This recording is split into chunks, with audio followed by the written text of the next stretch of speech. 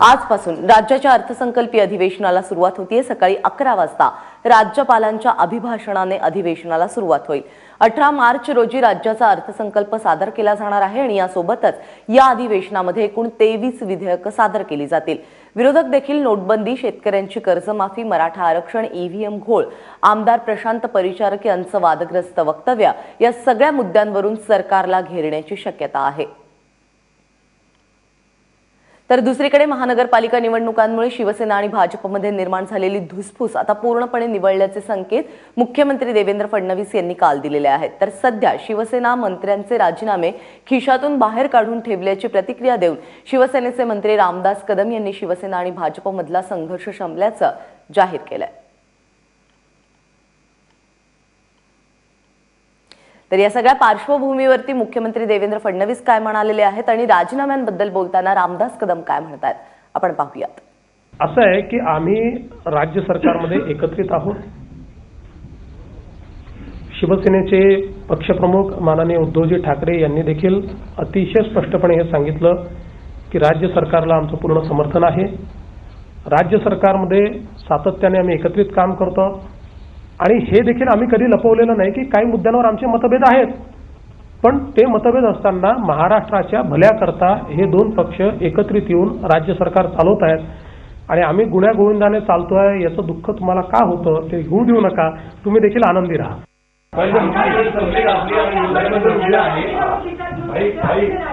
राजीनामे सध्या खिशात काढून ठेवले आहेत। सध्या राजीनामे खिशातून काढून ठेवले आहेत।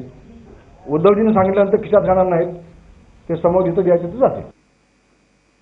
त्यामुळे सरकार स्थिर आहे। मुख्यमंत्र्यांनी महानगरपालिका निवडणुकांच्या आधीच सांगितलेलं होतं की 5 वर्ष मीच मुख्यमंत्री राहणार। त्याचमुळे दुसरीकडे अर्थसंकल्पीय अधिवेशनामध्ये अविश्वास ठराव मांडणार नसल्याचं विरोधकांनी देखील आता स्पष्ट केलेलं आहे। अर्थसंकल्पीय अधिवेशनाच्या पूर्वसंध्येला पत्रकार परिषद घेऊन काँग्रेस आणि राष्ट्रवादीने भाजप आणि शिवसेनेवरती जोरदार हल्लाबोल चढवला। मुंबई महानगरपालिकेच्या शर्यतीतून माघार घेऊन मुंबई महानगरपालिकेच्या महापौर पदाच्या निवडीच्या शर्यतीतून माघार घेऊन मुख्यमंत्र्यांनी राज्याच्या जनतेची पारदर्शक फसवणूक केली असल्याची टीका विरोधकांनी केली आहे। शेतकऱ्यांच्या कर्जमाफीच्या नावाखाली शिवसेना फक्त राजकारण करत असल्याचे देखील विखे पाटील म्हणाले।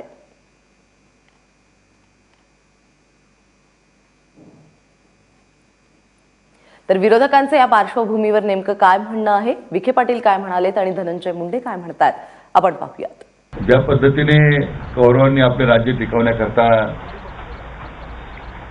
कुनीतीचा वापर केला, अधर्माचा वापर केला,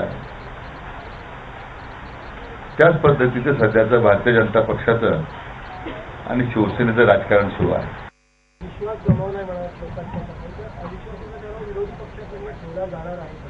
नाही, मी आपल्याला अगोदरच म्हणलं की सरकारवर आता ही वेळ आली आहे की त्यांनी विश्वास व्यक्त करावा, कारण मधल्या काळामध्ये शिवसेनेने 10 वेळेस सरकारला नोटिसा दिल्या आणि शिवसेना ही म्हणत होती की ही नोटीसवर सरकार आहे, नोटीस पिरियड आहे, व्हेंटिलेटरवर आहे, वेगवेगळे तसे गोष्टी समोर येत होत्या। आज आमचं असं म्हणणं आहे की सरकारनेच या ठिकाणी विश्वास व्यक्त करावं। सरकारचा जर विश्वास आहे, आमचा प्रस्ताव आणायचा काही संबंध नाही, कारण आमची जी संख्या आहे ती प्रस्ताव आणण्यासाठी अनुमती देत नाही। या सगळ्या संदर्भात अधिक माहिती देण्यासाठी आमच्या प्रतिनिधी रश्मी पुराणिक आता आपल्याबरोबर आहेत। रश्मी, या सगळ्या पार्श्वभूमीवरती आजपासून अधिवेशनाला सुरुवात होतीये, कोणकोणते महत्त्वाचे मुद्दे असणार आहे आणि अधिवेशनाचा पूर्ण कार्यक्रम नेमका कसा असणार आहे? प्राजक्ता, आपण पाहतो आहे की अर्थसंकल्पीय अधिवेशनापासून खरं तर राज्य सरकारचा संपूर्ण पुढच्या वर्षभरामध्ये कोणत्या योजना असणार आहे, नेमकी कोणत्या मुद्द्यांवर त्यांचा फोकस असणार आहे हे अर्थसंकल्पीय अधिवेशनापासून स्पष्ट होत जातं। या अधिवेशनाची सुरुवात जी असते ती राज्यपालांच्या अभिभाषणाने होते। आता सकाळी 11 वाजता दोन्ही सभागृहाचे जे सदस्य आहेत त्यांच्यासमोर राज्यपालांचं अभिभाषण होईल। या अभिभाषणामध्ये राज्यामध्ये अजूनही सगळ्यात मोठी कोणती समस्या असते तर शेतकऱ्यांच्या होत असलेल्या आत्महत्या आहेत। त्यामुळे याबाबत राज्यपाल काय म्हणणार आहेत, कर्जमाफीबाबत किंवा शेतकऱ्यांसाठी विविध योजनांबाबत राज्य सरकार कोणता फोकस ठेवणार आहे, पायाभूत सुविधा असतील, इन्फ्रास्ट्रक्चरचे प्रोजेक्ट असतील, याबाबत नेमकी कोणता फोकस असणार आहे राज्य सरकारचा, विविध जे प्रश्न आहेत राज्यासमोर याला आज राज्यपाल आपल्या अभिभाषणातून हे मुद्दे मांडतील आणि त्यातूनच सरकारचा काय यापुढे फोकस असणार एक वर्षभर हे स्पष्ट होईल. आपण पाहतोय की अर्थसंकल्पीय अधिवेशनामध्ये 18 मार्चला अर्थसंकल्प येणार आहे राज्याचा. आपल्याला माहिती आहे नोटाबंदीमुळे मोठ्या प्रमाणावर शेतकरी असतील किंवा उद्योगधंदे असतील त्यांना फटका बसलेला आहे.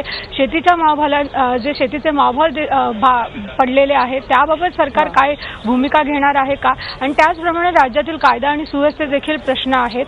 विरोधकांसाठी सगळ्यात मोठा हा प्रश्न असणार आहे की जेव्हा महापालिकेच्या निवडणुका सुरू होत्या तेव्हा भाजप आणि शिवसेनेने एकमेकांवर जे भ्रष्टाचाराचे आरोप केले होते त्याबाबत आता ते काय म्हणणार आहे, कारण ते सगळं विसरून ते पुन्हा एकदा सत्तेत एकत्र येऊन बसतायत. तर कुठेतरी जनतेची त्यांनी फसवणूक केली. अशा पद्धतीने विरोधक घेरू इच्छितात. परंतु प्रश्न असा आहे की जे मोठ्या प्रमाणावर यश मिळालंय भाजपाला देखील आणि शिवसेनेला देखील आणि सगळं सोडून आता ते पुन्हा एकत्र आलेत आणि विजयावर स्वार आहेत. त्यामुळे कुठेतरी विरोधकांचीच कोंडी सरकार जास्त करू शकेल आणि कारण सरकारकडे आता आत्मविश्वास वाढलाय, विजय त्यांच्या बाजूने आहे. रश्मी, मात्र तुझं आता सांगतेस त्यानुसार जरी युती टिकलेली असली, दोघांचा आत्मविश्वास वाढलेला असला असं जरी तू म्हणत असली तरी देखील आज सामनामध्ये पुन्हा एकदा भाजपवरती टीका करण्यात आलेली आहे. सामनामध्ये आज उपलोकायुक्तावरून भाजपवरती टीका करण्यात आलेली आहे. काय म्हणायचं याला?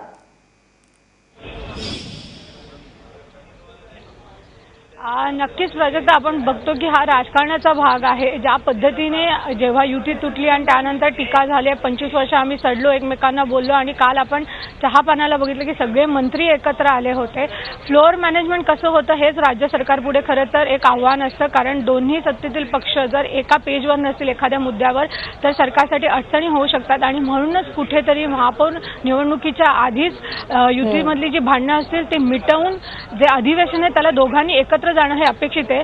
नक्कीच शिवसेना आपली भूमिका ही सत्तेत राहून ही विरोधी पक्षासारखीच बजावत असते. त्यामुळे त्यांनी केलेली जी टीका आहे, कारण काल रामदास कदम यांनी देखील म्हटलं होतं की कॅबिनेट नंतर आम्ही मुख्यमंत्र्यांना भेटलो आणि आमची उपलोकायुक्ताची मागणी आम्ही ठेवलेली आहे. त्यामुळे ही टीका एके ठिकाणी ते चालूच ठेवणार आहेत. इतक्या लवकर आपलं पॅचअप झाले आणि गुण्यागोविंदाने नांदतोय हे दाखवणं थोडं आपल्या कार्यकर्त्यांसाठी देखील त्यांना अडचणीचं जाणार आहे.